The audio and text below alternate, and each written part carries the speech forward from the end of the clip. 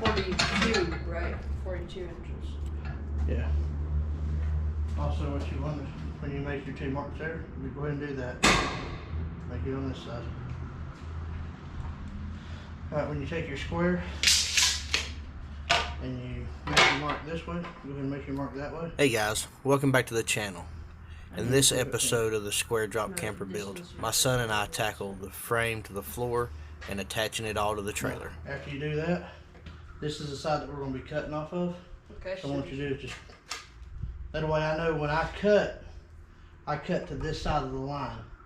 Because if you cut dead on the line with your saw blade, you're going to come up short. So you want to cut on this side of your line with your saw blade.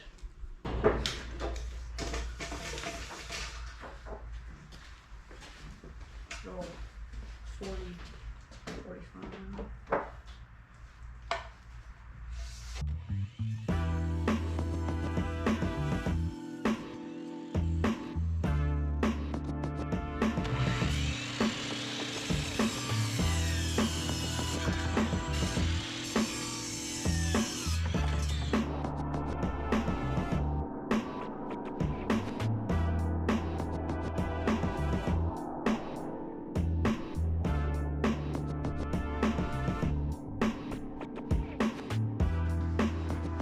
Hinges? No, not hinges. That's a sharp. Yeah, no. Let's lay out the frame for the floor. That's amazing. Watch it work. But eventually, This would be good for like small storage, like flat holes, you know, like camping bags and stuff you can stick under here. Or like computer bags.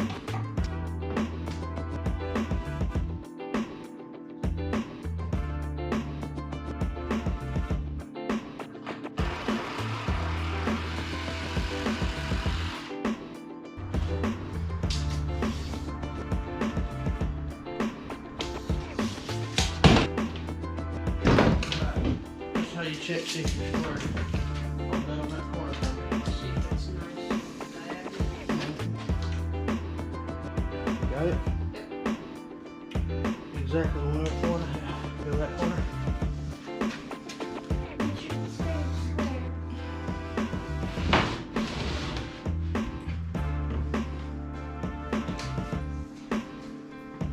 What I'm doing here is making the marks for where my frame is going to sit on the subfloor, and I have to allow myself 3/4 of an inch for the walls that we're going to build, and you'll see later about that gap.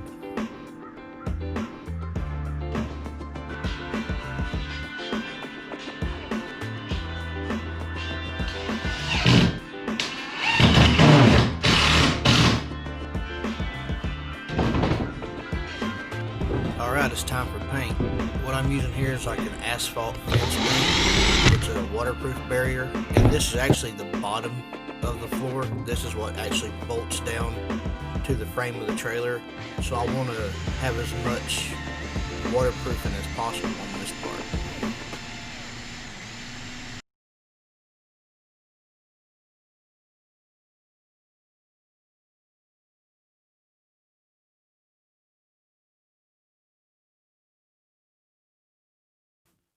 What I'm doing here is waterproofing the edge and the bottom where I see bare wood and spots and imperfection after the first coat. And I'm going to go on to do 2 more coats after this.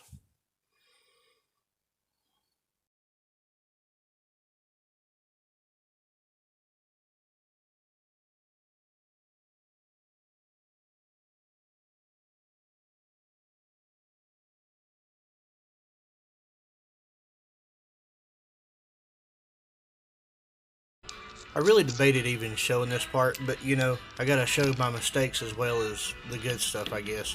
What I've got here is stainless steel bolts that I already had in my warehouse, and they're about 1.5 inches long, and I thought that that would be plenty, but if you notice on the frame the way it was built, there's gaps in between the different layers of metal and beams, and that's because they overlapped it and welded it, and they didn't miter and weld it.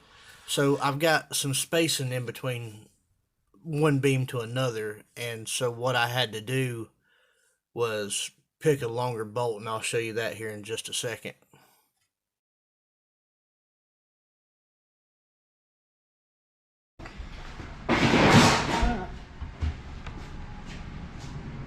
You good? Yep. Alright, step to your left.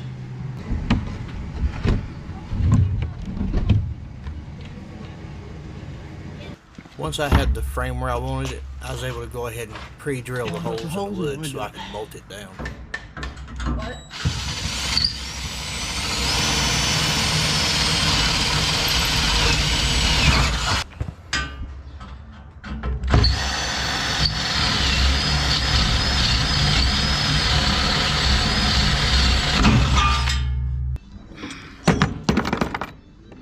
Here's the stainless steel bolts and spacers that I went with.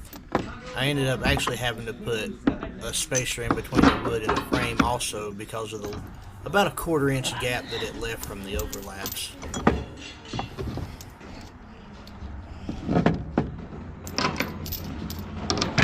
I ended up going with 6 9/16 stainless steel bolts and spacers, and I'm really happy with the way it turned out. I think it's going to be really rigid and strong in the future.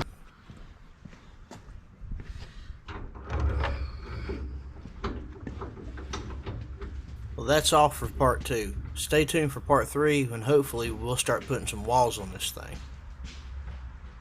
Like a glove.